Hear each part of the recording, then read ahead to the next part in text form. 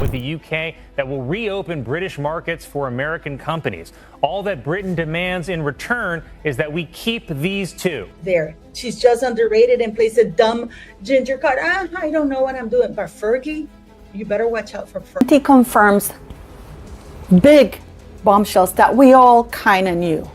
Meghan yachting ways, Meghan's. One joke from Colin Jost did what years of royal drama never could. It cracked open a truth Meghan had fought to bury. For a split second, the air in that studio froze. Laughter faded, replaced by that electric silence that means everyone knows something bigger is happening. Colin's smirk said it all. He wasn't just making jokes tonight. He was peeling layers off a story the world had been dying to revisit. If Meghan thought the trade deal jab was the worst of it, she was painfully mistaken. Colin leaned in harder, almost savoring it. You could see that gleam in his eyes. Jeffrey Epstein, we know that he was a very, very clever man, and he didn't like to show himself a lot. In fact, there are very far and few pictures taken of him. Dangerous kind of confidence comedians get when they realize the crowd is with them and there's no going back. His tone dropped lower, steadier, not playful anymore, but deliberate, sharp. Every word landed like a small explosion. This wasn't the usual Saturday Night Live fun, it was precision. It was a man walking a tightrope over a pit of royal secrets and enjoying every second. Then came the moment that made everyone shift in their seats. Colin brought up Harry's line from Spare, you know, the one about confusing the Queen's aide for a servant. He didn't even need to embellish it. Meghan at that yacht in Thailand in 2002, but said that it's too bad that there's no pictures of it, you know, and then you posted a blind item. He just paused and let the absurdity marinate. The audience laughed nervously, unsure if they were supposed to. That tension, that uncomfortable laughter, it was perfect.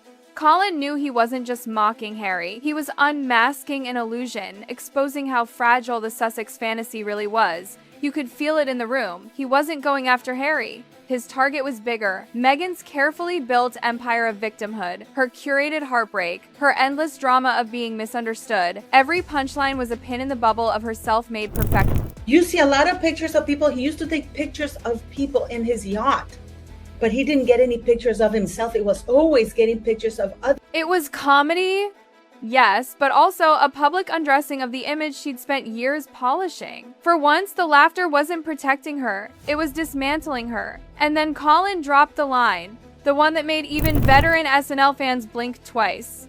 When the kids don't even know who their daddy is. The gasp that followed wasn't just from shock, it was recognition. Everyone knew he'd crossed a line, but he didn't flinch. That's when it hit. America had stopped handling Meghan with care. The gloves were off, and SNL had just led the first charge. What Meghan didn't see coming was how fast one televised joke could blow the lid off everything she thought she'd buried. The clip hit social media, and suddenly humor turned into weaponry. So people didn't just laugh, they remembered. Meghan and Epstein. And there's a particular girl that Meghan Markle was on a yacht with. They remembered the rumors, the whispers, the yacht stories. The kind of tales that float through Hollywood's cocktail circuits like smoke. Never confirmed, never denied, always dangerous. These weren't new. They'd lingered for years, like ghosts people pretended not to see. Whispers about certain summers, certain yachts, certain billionaires who paid for silence more than company. Meghan never addressed them, not once. She didn't have to, her silence became her denial. But after that SNL joke, silence stopped working. Because when people remember, they dig. And when they dig, the internet doesn't rest. SNL never mentioned yachts. It didn't have to. The ones that were there, that's how he got around. This is the kind of individual this man was. That's how he got around. So many. The internet connected the dots like wildfire. Old forums lit up. Gossip blogs that hadn't posted in years woke up from digital graves. Screenshots resurfaced. Anonymous Hollywood assistants started dropping vague comments like, "I heard stories." The air filled with that intoxicating mix of nostalgia and suspicion. Truth didn't matter anymore, possibility did. And in the world of online scandal, possibility is the deadliest currency of all. Meghan knew it. She'd seen careers crumble over less. Then it happened. 48 hours later, social media flooded with vintage yacht photos. The fact that I am sure they have taken pictures with themselves all along. There's very few, because these people know how to cover their tracks. No source, no context, just images dropped into the algorithm like grenades. Glowing sunlight, expensive decks, champagne glasses. And in the center of it all, a woman whose resemblance to Meghan was too close to ignore. Real, fake, deep fake, the internet didn't care. All it saw was glamour colliding with hypocrisy. It wasn't about the truth anymore, it was about the aesthetic. The perfect contrast between the Duchess who preaches empowerment and the mystery woman basking on a billionaire's boat. And when people dug deeper, they found old quotes. Mentions of certain social circles, whispers that she was once close to someone tied to a now infamous name. The story grew legs, then wings. Her PR team went silent. Not the calm, composed kind of silence, the panicked kind. The kind that screams, we don't know what to say. No denials, no clarifications, just stunned stillness. And the internet, it smelled blood. Reddit turned into a forensic lab overnight. People zoomed in on jewelry, compared jawlines, analyzed reflections in sunglasses. TikTok creators stitched theories together like crime investigators. YouTube commentators dropped 20-minute exposés linking yachts to parties, parties to secret circles, circles to names too powerful to type without trembling. Mainstream media stayed suspiciously quiet, not because they were protecting Meghan, but because anything involving yachts, billionaires, and unconfirmed identities sends lawyers into a panic. But the internet has no legal department. It has curiosity, and that's worse. And when the official press went silent, people assumed the worst. If no one's denying it, they said, then it must be true. That's when the narrative shifted from rumor to revelation. Meghan wasn't being chased by gossip anymore. She was being swallowed by it. By the end of that week, her Duchess glow had turned into a storm cloud. The perfect image she'd spent years curating gone. In its place was a woman the world didn't quite trust anymore. Every polished photo now looked rehearsed. Every speech on empowerment sounded like a sales pitch. Every soft-focused Netflix confession suddenly felt staged. Fans grew quiet. Critics got louder. PR experts whispered, the illusion has collapsed. And they were right. When you sell authenticity and the world stops buying it, there's no comeback strong enough. Behind the gates of Montecito, the atmosphere changed. What used to be calm, curated luxury now felt like a bunker. Meghan stopped showing up on calls. No new appearances. No candid photos of grocery runs or carefully accidental paparazzi sightings. Just stillness, and that's when you know a storm is brewing. Her staff panicked. Meetings piled up but went nowhere. Every hour, a new rumor trend appeared online. Every silence became proof. And somewhere in that silence, someone said the one line that stuck. They thought silence was strength. Now it looks like surrender. Harry tried to play normal school runs, a few jogs, the occasional awkward smile, but even he looked like a man waiting for lightning to strike. The internet had stopped seeing them as victims. They were now the spectacle. The gossip had become a living, breathing entity, no longer about what Meghan did, but who she really was. That's the kind of question no PR team can answer. You can defend actions. You can't defend identity. Years of reinvention began unraveling.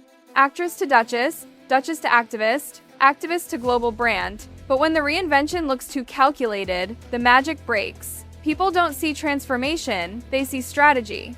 And once they sense strategy, the curtain falls. Now every old interview resurfaced with commentary dissecting her micro-expressions. Every charity event got accused of being a photo op. Every pose became evidence. Authenticity, once her strongest weapon, now worked against her. Inside Montecito, sources whispered about long nights, tears, PR drafts written and deleted, phone calls ending in silence. Her empire was trembling not from a scandal, but from disbelief. The world no longer believed her. And then came the twist no one expected from across the Atlantic. A senior royal, quietly boarding a private jet. No schedule, no explanation, some said Andrew. Others hinted at something darker, sealed records, unspoken connections, a buried list of witnesses. Meghan's name suddenly hovering too close to documents no one dared mention. That's when the realization hit her. Her nightmare wasn't the joke, or the yacht, or even the memes. Her nightmare was this, when both the palace and the public start asking the same question: who is she really? Because once the world stops believing your story, there's nowhere left to hide. You can outlast a scandal. You can survive gossip. But when belief dies, everything dies with it. Her story wasn't ending. It was unraveling. Slowly, painfully, and publicly. And deep down, Meghan knew this wasn't exposure. This was a reckoning.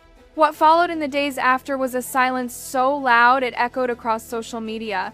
Every influencer, every gossip page, every royal insider suddenly had something to say. Hashtags were trending, threads were exploding, and yet Meghan said nothing. No statement, no video, no denial, just absence. And in the digital age, absence is never neutral. It becomes a story on its own. People began to interpret her quiet as guilt, her calm as fear, her privacy as proof. Inside Montecito, that golden life she'd curated began to feel like a gilded cage. The manicured lawns and floral backdrops weren't calming anymore, they were claustrophobic. The staff walked on eggshells, afraid to breathe too loudly. Assistants who once praised her vision now whispered about her volatility. Her PR team, normally polished and ruthless, was reportedly split. Half wanted to fight back to launch a counter story that would redirect the narrative. The other half warned, if we say one wrong word, we'll make it worse.